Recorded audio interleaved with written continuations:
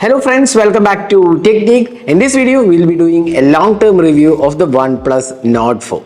Now, it has been around 6 months plus since the launch of the OnePlus Nord 4. Now, OnePlus Nord 4 was priced around 29,999 and it was really great hardware with the Snapdragon 7 Plus Gen 3. It was one of the really powerful devices out there. The pricing was spot on for the base variant, and it did have really nice design as well. So how good has it fared in the last 6 months of usage? That's what we're going to talk about in this video. So this has also got the Android 15 and the OxygenOS 15 update. We have done the detailed video of this device. So after the update, how is the performance and how it has held up in terms of design, build quality, the display experience, has the camera improved or downgraded, has the performance had any hit? All those things we'll consider in this video. So before getting in the video, if this is your first time on this channel, do hit that subscribe button below and also hit the bell icon to get notified of all the videos we publish. So let's begin. So first, design and build quality. Now, design was one of the very strong points of the OnePlus Nord 4. As you can see, it has a really nice aluminum metal body and a glass finishing at the top. It did stand out in terms of build quality because right now almost all of the smartphones are either vegan leather or glass finishing, but this has kind of a different look with a unibody aluminum finish, which did stand out in the crowd because it was kind of different. If you see phones from around 2015 or 2016, we did have metallic phones, but after a while it all went to glass. But the Nord 4 is kind of different, and that makes the device really unique. And this material quality is actually very good. We haven't used the case in the last 6 months, and you can see that it has not picked up any scratches whatsoever.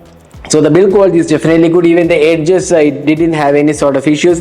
The glass on the top also has not picked up any scratches. That means the build quality is really sturdy, especially this back panel, which hasn't had any sort of dents or scratches.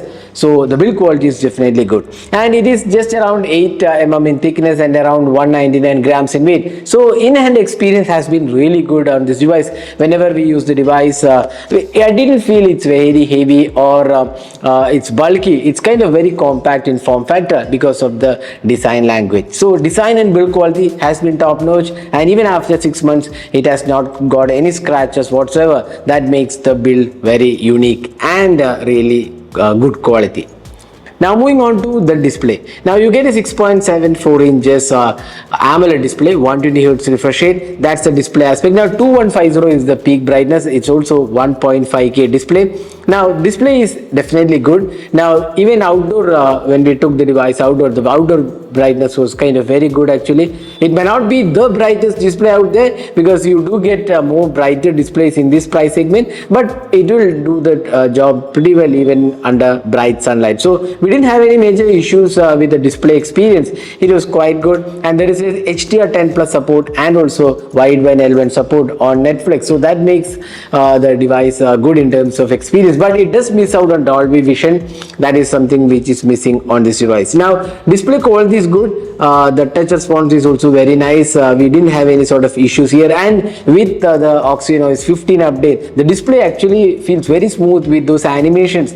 So it has improved actually in terms of experience, and the display quality is good, and the bezels are also very minimal. That makes it again very good in terms of the overall experience. Again, we have not used any other screen protector other than the pre-installed screen guard. You can see that it has not picked up much of scratches, so again very solid in terms of experience. Now next, let's move on to the software. Now here there are some things which are great, some things which are not so good. Now first, it has got the Android 15 update and also got the OxygenOS 15. So first let's have a look at the UI. Now the thing what has changed is the smoothness. With OxygenOS 15, it is definitely one of the best UIs till now from OnePlus in terms of smoothness, although it is more or less like the ColorOS that we all agree to. It's basically the ColorOS, but OnePlus has made the UI experience really smooth. So the UI definitely feels smooth. The animations are really done well. You do get plenty of AI tools included. So that has been the trend these days, including AI. So it also comes with a lot of AI features. If you want to know more about the OxygenOS 15 on the OnePlus Nord 4, we have a dedicated video. So do check out that video on our channel. You will get entire details about the AI features and other tools included. So software is good. Now the experience is also really smooth and a worry free and lag free experience, and does a really good job. And it also gets 4 years of Android update, so you don't have to worry about the update cycle. Now the downside.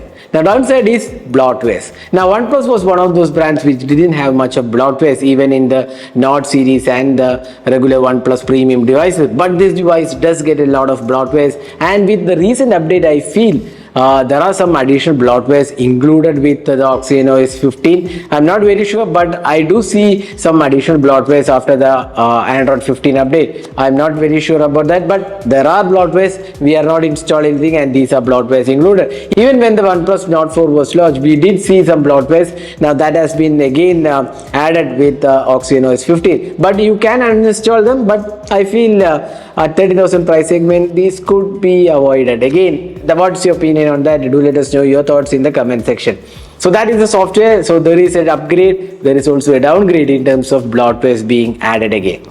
So that is the software experience. Now moving on to the performance. Now this is one of the strong points of the OnePlus Nord 4, Snapdragon 7 Plus Gen 3, and you do get LPDDR5X RAM and UFS 4.0 on the 256GB variant and the 128GB variant. That's not there with us. It is UFS 3.1. Now for a normal user, UFS 4.0 or UFS 3.1 doesn't make much of difference, but it does get UFS 4.0 and overall experience is good. Now the Antutu benchmark score is around 11 lakh for us. We did testing after the Android 15 update as well. We did get around 11 lakhs, but it can go up to 13 lakhs even with the performance mode turned on. It is getting around 11 lakh. We haven't seen any downgrade in performance as such. It's good, actually. It's almost maintaining the same, and the smoothness of the UI has made it really good. So performance is solid, top notch, and for a 30,000 price segment we have hardly anything to complain. Even after the Android update, Android 15 update, it is very smooth in terms of performance, and even the gaming experience is also really good. You can play really good games like BGMI and you get really good graphics as well. So gaming experience is good, and the thermals are managed really well even after updates. Generally after updates the thermals get messed up, but even after the update thermals are really good, and we hardly notice any sort of issues on the OnePlus Nord 4. Now you do get dual stereo speakers, IR blaster is there, those are performing really well, and you also get in-display fingerprint scanner, which is once again fast, again no degradation in terms of performance. So everything looks good even after the update cycle. Now next, 5G networks. It supports almost all the 5G networks in India, and we have tested with Airtel and Jio. Hardly any issues on that front. The signal strength is also pretty good on this device. Now talking about the cameras. Now this is another area where you generally see downgrades after updates. So has it downgraded? Let's see. Let's quickly talk about the camera hardware. It comes with a 50 megapixel camera Sony sensor, then you get an 8 megapixel ultra wide, and then you do get a 16 megapixel selfie camera. Now when we reviewed the Nord 4 initially, we felt that the Nord 4's camera was quite good, I would say. It may not be the best camera out there, but it won't disappoint users, and the camera experience is more or less good in this price segment. Now after the Android 15 update, we feel camera performance hasn't been degraded. It's more or less remaining the same, but there are some areas where it could be refined, especially the skin tones is not very consistent. Occasionally you do get some overexposed skin tones, but otherwise I would say the camera performance is quite acceptable, above average performance, and it will satisfy most of the users. Unless you are looking for the best cameras, it will work for most of the users. So again, let's have a look at some of the camera samples. These are shot on OnePlus Nord 4, and you can see that they are quite good in terms of experience. Daylight shots did a quite good job. The portraits is something where we feel it could be fine-tuned a bit, especially the skin tones were not that great, and the low light experience also turned out to be pretty good, solid experience, and the selfies, once again, quite acceptable selfies. So the camera performance hasn't degraded actually, but some improvements are still not done with, especially for the skin tones. It could be slightly better, but again, nothing much to complain in this price segment. There is also 4K recording for the rear camera. Now finally moving on to the battery life. 5500 mAh battery, 100 watt charging, around 30 minutes it takes to charge. It's a dual cell battery. Now the recently launched OnePlus 13R doesn't come with a dual cell battery. A lot of people have been talking to that. So this is a dual cell battery and it just takes 30 minutes to charge the 5500 mAh battery. Now battery performance is pretty good again.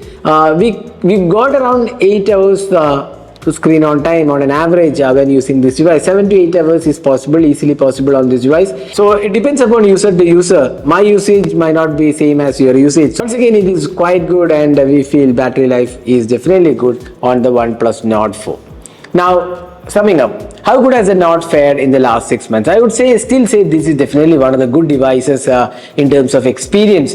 The build quality is good, the display is good, the performance is good, the software experience is good, and the battery life and the cameras are also good. Now downsides, couple of minor issues with the camera, especially the skin tones are still not that great, and there is no 4K video for the selfie camera. Bloatwares are there. Bloatwares, although you can uninstall at 30,000 price segment, you still get a lot of bloatwares, which is kind of unlike OnePlus. The Color OS integration might have brought in these bloatwares. So bloatwares is something which OnePlus could avoid at least in the future updates. So that was my experience with the OnePlus Nord 4. Now the device was priced 29,999 for the base 8128 variant. Now that pricing has come down to 28,999. That is 29,000 rupees, and with ICICI card offer you can get this for 25,000 rupees. Now that's a 4K discount on ICICI card. That makes this device really great in terms of value. Even though 8128 has UFS 3.0 only, still I would say for 25,000 price segment, if you are getting that ICICI card offer, this is a stellar deal and you won't be disappointed with this device whatsoever. This is probably one of the best Nord series smartphone from OnePlus. So that was my experience with OnePlus Nord 4 after 180 days. Hope you enjoyed watching this video. Do hit that like button and also hit the subscribe button for more videos. Thanks for watching. Hope to see you in our next video. Have a great day.